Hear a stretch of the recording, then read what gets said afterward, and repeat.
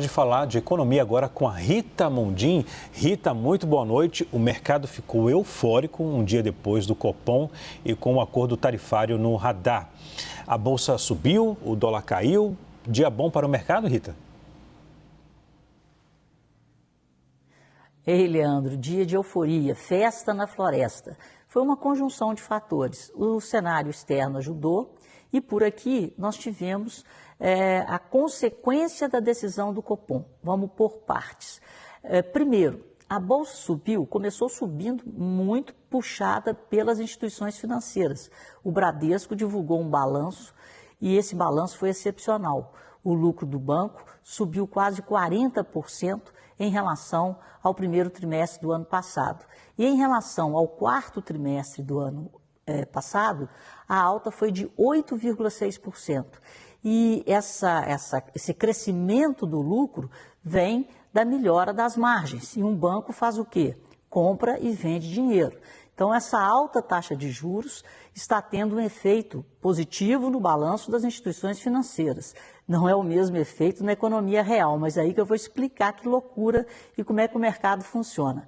Então, o Bradesco também teve uma diminuição das despesas administrativas e ganhos de tesouraria. Então, as instituições financeiras pegaram carona e subiram junto com o Bradesco.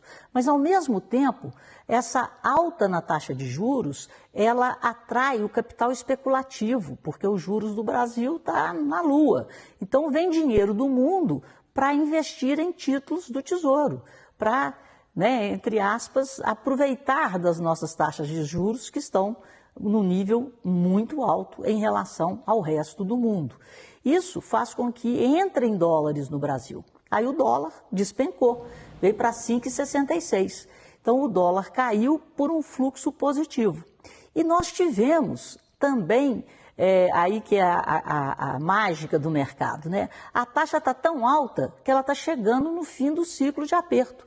Então, se está chegando no fim do ciclo de aperto, tem gente apostando que sobe mais 0,25 e tem gente apostando que não sobe mais, que ela vai ficar por aí e o próximo movimento do Banco Central pode ser de corte nos juros, porque está indefinido qual será o próximo movimento. Por causa disso, as empresas que se beneficiam de uma provável queda nos juros também performaram bem na Bolsa. E o índice Bovespa atingiu a marca de 137 mil pontos, mais de 137 mil, com uma alta de 3% durante o pregão. Fechou um pouquinho abaixo, com a alta de 2,12%, mas essa marca de mais de 137 mil pontos é a maior marca de valorização histórica do índice.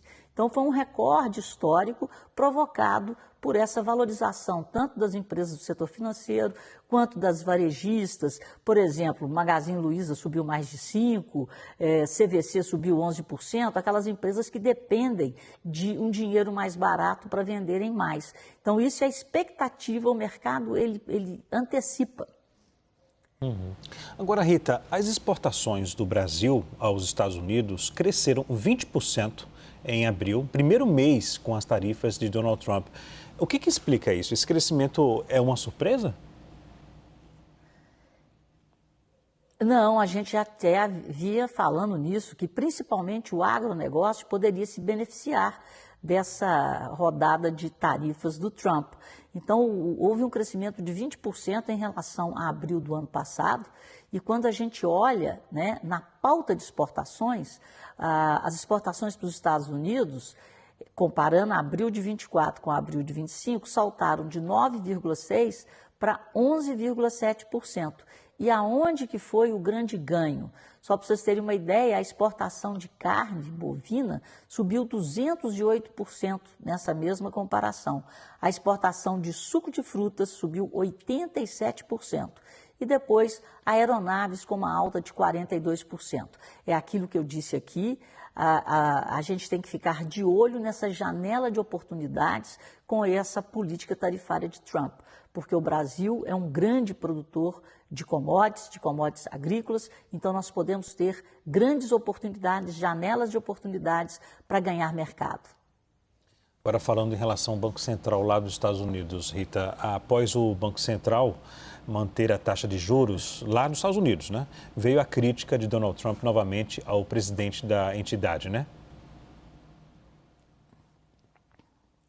Pois é. As escolhas políticas, elas têm consequências econômicas. Qual foi a maior escolha política do Trump nesse início de mandato? Consertar o déficit comercial americano com um tarifaço. E esse tarifaço, ele está afetando o comércio global como a gente nunca viu desde o final da Segunda Guerra. E aí, isso vai ter consequências para os Estados Unidos, porque ao colocar essas tarifas nos seus parceiros comerciais, a gente tem que lembrar que os Estados Unidos são grandes compradores. O próprio Trump falou isso, que ele é o gestor do shopping do mundo. Então, o gestor do shopping, ao colocar tarifas nos seus parceiros, ele também vai ter que pagar mais caro para que esses produtos entrem nos Estados Unidos. Então, o consumidor americano vai na prateleira, vai pagar mais caro. Isso pode provocar um soluço inflacionário, além de causar até desemprego, porque as empresas americanas estão sendo pressionadas, porque elas são também importadoras de insumos. Então, a coisa está complicando e isso, no final das contas, pode gerar inflação e desemprego, um desaquecimento da economia americana. E o Trump, a gente já viu isso antes, ele fez a escolha política, a consequência econômica pode ser essa, o Banco Central americano independente está mantendo os juros e o Trump quer que ele abaixe os juros para que a economia real tenha um dinheiro mais barato para que não haja esse desaquecimento da economia americana. Mas o Banco Central, por lá, tem juízo e está esperando a poeira baixar e ver o que acontece, principalmente em relação à inflação.